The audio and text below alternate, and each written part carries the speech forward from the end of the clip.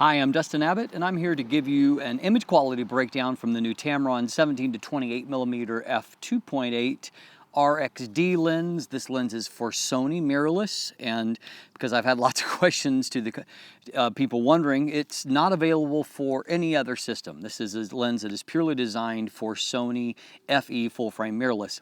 So in our previous first look episode, we broke down the build and the handling and how it compares to the wildly popular 28-75mm.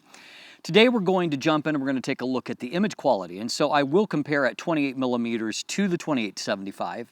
But just for a couple of the comparison points, I've got a couple of primes on hand. I know that many of you would love to see a comparison to the G Master lens. Unfortunately, I don't have that lens on hand. What I do have is two primes, a 15mm f2 Laowa lens that I'll compare, 15 and 17mm. And then at 20mm, I will compare with the Viltrox 20mm f1.8. Both these lenses are quite strong optically, and so they at least provide us a frame of reference. So let's jump in and let's see how the 17-28, the AO46 in Tamron speak, let's see how it holds up optically. Okay, so taking a look at the 17mm end of things, looking at our distortion and our vignette, there's definitely both of those there. A challenge, of course, of shooting a test like this is that you've got to get, fairly close to fit everything in. And so byproduct of that is that you do tend to exaggerate distortion just a little bit because these lenses are really not designed to be shot at this distance so much. But, no excuses. There definitely is some bulge to it, and it is not a completely linear pattern. You'll see a dip and then a bulge and another dip in there. And so definitely some fairly strong barrel distortion taking place. You'll also see that there is some vignette. So the question as to whether or not the image is corrected in camera with JPEGs, here is the answer. Here is this same shot. This is the raw file. This is the JPEG. And so you can see that the in-camera correction has done a pretty fair job of straightening out the distortion. The geometry isn't perfect in this image. You can see areas where, there's a little bit of stretching or leaning.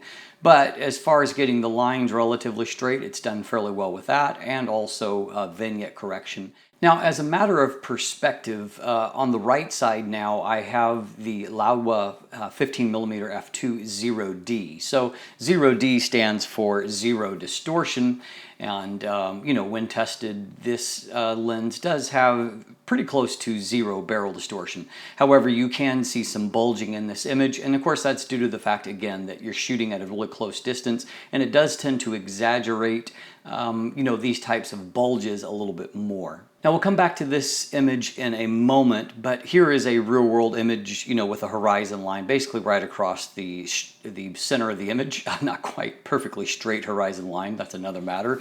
But what we can see is that for, at this kind of distance for real-world kind of landscape work, I don't consider distortion to be a real problem. That line is pretty straight and I don't see any unsightly bulge. That being said, I wouldn't consider it to be a top architectural lens for the reason that there is some distortion on display there. Now, I've equalized exposure for these images, one metered a little bit differently, the Laowa. And so what we're looking at, however, is how this lens holds up in terms of its resolution. Now, we're comparing 17mm to 15mm, so as you can see, the 15mm of the prime is definitely wider than the 17mm of the zoom, which you would expect. So looking at the center of the frame, we can see that both lenses are very sharp. And, it's arguable that the Tamron has a little bit more contrast in the center of the frame. Both of them look quite good in the middle, no real concerns there. As we move off towards the corner of the frame, neither one of them looks spectacular. However, the Tamron does look a little bit better. The Laowa is quite soft at f2.8 in the corners.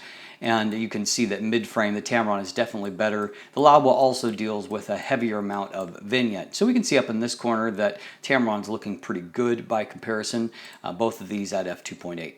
Now, if we stop them on down to f5.6, let's take a look at the center of the frame. We'd expect it to look pretty spectacular, and it definitely does. Very, very sharp and crisp, lots of resolution and contrast in the center of the frame. A little bit different metering look, but Laowa also sharp in the center of the frame. Looking off towards the corners, You know, the Laowa was looking better than what it did for sure, but the Tamron is still a little bit sharper. And looking at, you know, kind of the mid-frame area, it looks really nice and crisp. So you're going to get a good landscape result with, you know, good resolution across the frame. Over on this side, the Laowa looks a little bit better. You know, about the same as the Tamron. Now at 20 millimeters, we can see that there is much less natural vignette there, so vignette's not really an issue.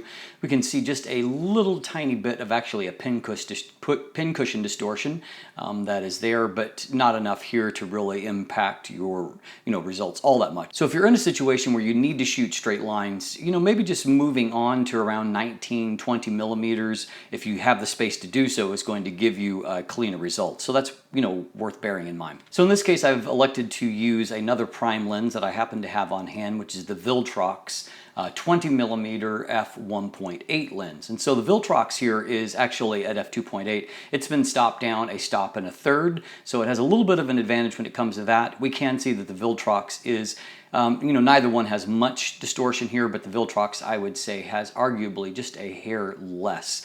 And the vignette, they seem to be about equal. Looking at the center of the frame, both of them look quite excellent, but the zoom lens looks no worse than what the prime does, looking off into the corner. And you know, the Tamron maybe has just the slightest edge towards the extreme corners, just a little bit better through this region. Let's look at mid-frame. Mid-frame, they look pretty much the same, and we'll look over at the left corner. You know, pretty good centering here, and again, the Tamron, the zoom, is definitely just as good as what the Viltrox prime is here in the corner. Now stopped on down to f5.6, we would expect an awesome center of the frame. We get awesome center of the frame. Mid-frame, also fantastic. Really, really crisp, great looking results there. Moving off into the left corner. Left corner looks good. I would argue that the Viltrox looks a little bit better than what the Tamron does, but, you know, overall holding up fairly well. Now at 24 millimeters, I don't really have a comparison on hand that's worth looking at, and so we'll just take a look at it itself. Also, we're still continuing to see a bit of pincushion distortion, and vignette is not a major issue. It doesn't really show up much here. So left side we've got f2.8, right side we've got f5.6. So what we can see is that it looks great at f2.8. It looks perhaps a hair better at f5.6, but really not much different.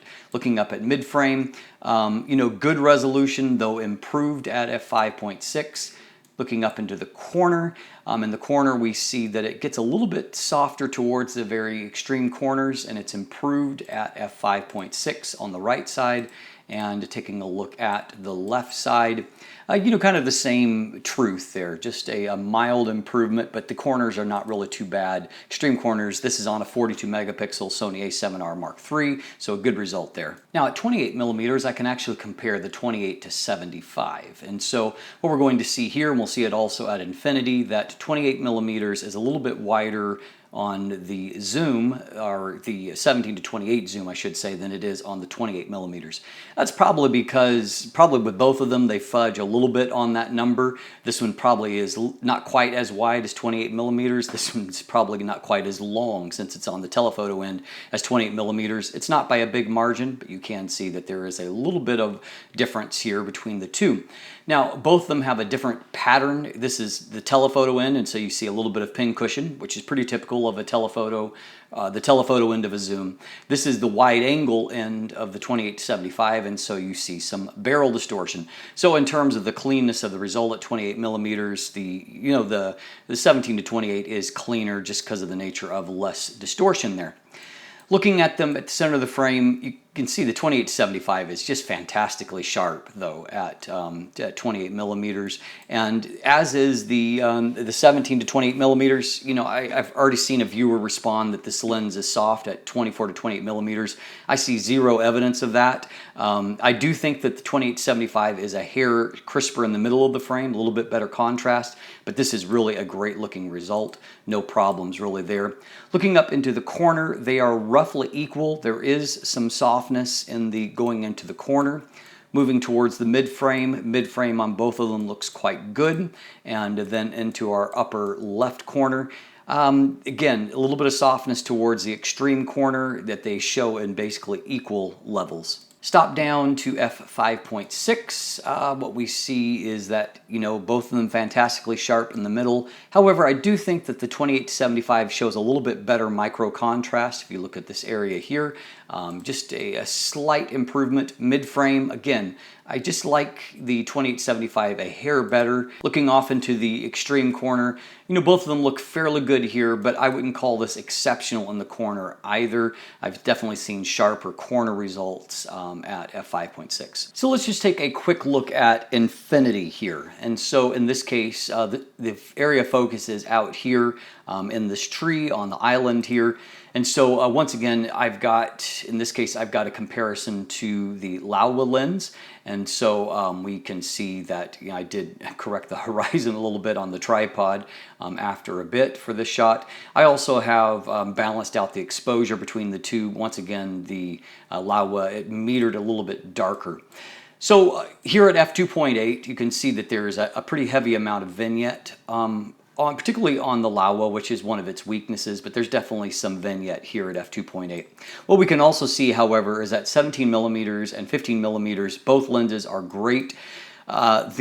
The Tamron is just a little bit better in terms of the micro contrast out there. It actually is resolving really, really well at infinity, showing great what they call acutance, the ability to define textures at a distance. So we move off towards the edge, that improvement only grows.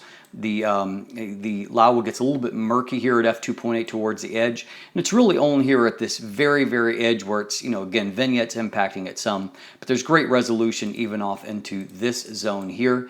And likewise on this side, it's definitely resolving some of the textures of the distant trees better. This is actually a really good job for infinity resolution, and so, obviously a positive for a lens that will be used a lot for landscape. All right, and so stop down to f5.6. We already had a great result, and so we don't expect anything less. And we see that, good result here. The Laowa has sharpened up nicely and is now, I would say, in terms of micro contrast, every bit as good, at least at that portion of the frame. Moving off towards the edge, like in this zone, maybe still a hair better for the Tamron, although these geese kind of disrupted photobombed our view there. Also my children's ball, which was floating out to sea, which I had to go retrieve right after this.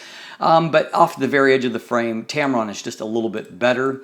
Other side of the frame, the same is true again, but not a huge difference. But definitely the Laowa is, it matches up best in the center of the frame. Tamron's a little bit better towards the edges. So let's get our other comparison. This is to the Viltrox at infinity, both of them at f2.8. We can see that just kind of looking at the images globally, and this is after adding in that third stop difference.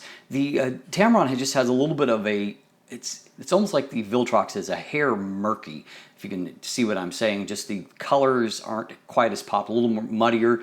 The Tamron definitely produces a nicer looking image. And definitely looking here, you see the same thing. There's just a much better acutance here.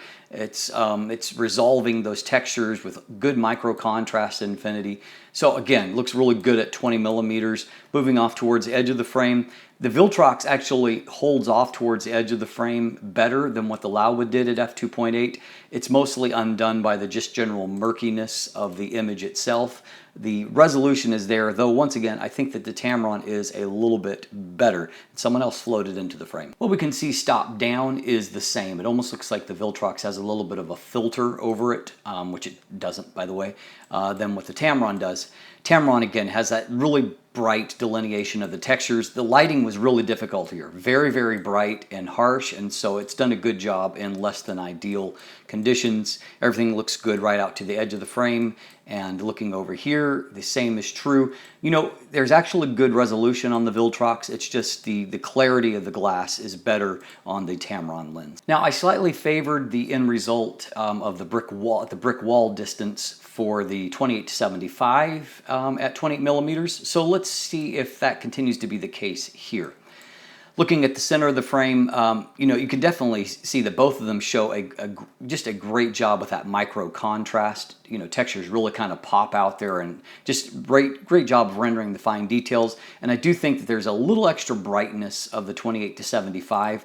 Just stepping back for a moment and looking at it from a color perspective, I think that the 17 to 28 is a little bit just slightly cooler than what the 28 to 75 is, and I would say it's maybe a little bit more neutral than what the 28 to 75. In this zone, they look roughly equal and off towards the edge, which, as you can see, once again, even at infinity, it goes a little bit wider. But what we can see is that I think the 28 to 75 is maybe just a hair better in this section than what the 17 to 28 is. And likewise on this side, you can just see the resolution on these rocks versus here just slightly favors the 28 to 75. So finally, let's look at f5.6 here, infinity, and so what we see here at 28 millimeters, both of them look really fantastic. I do think there's a hair more micro contrast on the 28 to 75. And that's true in the center, and it's true here at the edge. Let's look back at our rock area. Not maybe as much of a difference now towards the edge of the frame, but definitely the 28 to 75 is very strong. And, you know, as is the 17 to 28, but I think in this comparison, I would still say that the 28 to 75 is a hair better. What we can also see is that this lens is capable of producing really beautiful colors, and in this image I really liked the micro contrast, you know, the difference of colors along these ripples. So, you know, there's a light area, there's a dark area. I thought it did a good job under these conditions of producing a beautiful looking result. Now, if you put the sun in the frame, you can see that there is a little bit of a ghosting pattern, kind of a, you know, arguably an artistic one. There's a little bit over here as well. It's not losing contrast, doing a good job there. Stopping on down to f11, we can see that the ghosting pattern, you know, coming down here, hasn't lost contrast. Not a bad result for a wide angle lens, but you are going to have to be careful kind of where you place the ghosting or flare pattern. It's fairly artistic and it's not overly destructive, I don't find, to the image, but just is there. Now in this case, because I've filtered through the tree, what you see is more of a generalized, you know, kind of flare pattern here. You know, I think you would call that fairly artistic, and so I'm not overly concerned about it. And the sunburst effect here looks pretty good. We can definitely see the contrast in the image, which hasn't been touched up in any way, has held up really nicely. Colors look quite good here, and we'll start to look at bokeh a little bit. I mean, obviously, this is a wide-angle lens, so bokeh isn't the main deal, but the quality of the blur here is actually pretty decent, and color saturation looks quite good. Here is an image where we get a little bit more defined bokeh circles, and they're maybe a little bit more defined than what I would like, in that I wouldn't call them busy, but you can definitely see the edges of them. That's true of the 28 to 75. It shows a little bit of this effect. Some people love it, some people hate it. What we can also see is that this distance at resolution is really good. Micro contrast on the, you know, the plane of focus here looks pretty great. Now this is on the 28 millimeter end, you know, pretty near minimum focus. What we can see is nice, you know, resolution of details. It certainly doesn't fall apart at minimum focus, and quality of the blur is not bad really for a wide angle lens. Coma is obviously an important metric to evaluate when you're talking about a wide angle lens, and so I like to include an examination of that. Good crisp star points, you know, it's a sharp lens, and so that helps. Here I'm seeing on these really bright points a little bit of, you know, coma shaping off towards the corners. It's not extreme. I don't see any here's probably one of the worst examples right there. It's not the best performance I've seen. It's far from being the worst.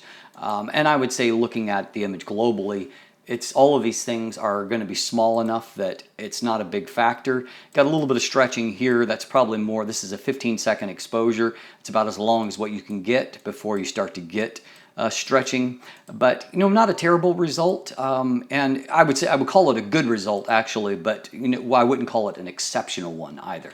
This is stopped down to 20, or not stopped down, but zoomed to 24 millimeters, just to give you another perspective. Here you're going to see a little bit more challenge with stretching. It's also a 15-second exposure, but the longer the focal length, the more that you have to kind of cope with this. So that is a bit of a factor to deal with here. I would say that as far as the actual coma, it's It's fairly similar to what we saw at 17 millimeters. If anything, it may be a hair worse. And so 17 millimeters is probably best option for shooting there. And so again, good, not great when it comes to Coma. One final thing we'll look at is a little more carefully at image quality at minimum focus distance. So one thing that Tamron has done on both of these zoom lenses is that they have given a different minimum focus distance for each end of the focal range. So this is at 17 millimeters, where it can actually focus down closer and create a larger maximum magnification. And what we can see is at 17 millimeters, it's a good amount of magnification, nearly 0.0 times, 20 times, I should say. But more importantly, contrast and resolution is actually really quite great here for a wide-angle lens. And so if we move on to 28 millimeters, what we see is that ever so slightly, there's a little bit less. I'll toggle back and forth. So a little bit less magnification, not obviously a massive amount, but more importantly, the resolution is still pretty good, but the contrast is not quite as good. If we go back to 17 millimeters, see how great that looks crisp. It's a little bit less so at 28 millimeters.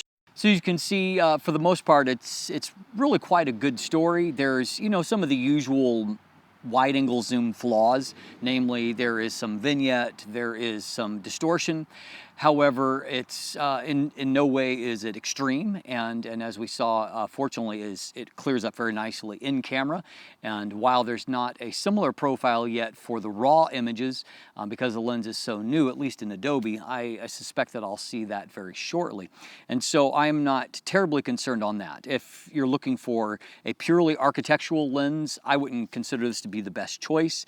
Neither is it a terrible one, however, and we saw that it does okay when shooting Astro as well. Basically, it does all the stuff that a wide-angle zoom should do well, and we saw that what it really excels at is has very nice micro contrast, very good acutance in rendering the distant fine details, and so making a good strong landscape lens. And also it has very, very good color accuracy, color rendition, and so a lot of reasons to believe it's going to produce a lot of beautiful images. And of course, the fact that it's doing that in a fairly compact package and at a very reasonable price point, I think is going to make this another winner for Tamron. And our final episode will explore the a little bit more about, maybe a little bit more video. I'll show you a lot more just everyday photos. We'll also take a look at the autofocus performance and just wrap everything up for you, hopefully in a nice, neat package. I'm Dustin Abbott, and if you look in the description down below, there is linkage there to the image gallery that is up and running, some buying links if you'd like to purchase one for yourself, along with social media, so you can follow me on Instagram, 500px, on Flickr, various other places like that. You can follow my photography work, and of course you can sign up for my newsletter, become a patron, and if you haven't already, please click that subscribe button right here on YouTube. Thanks for watching. Have a great day.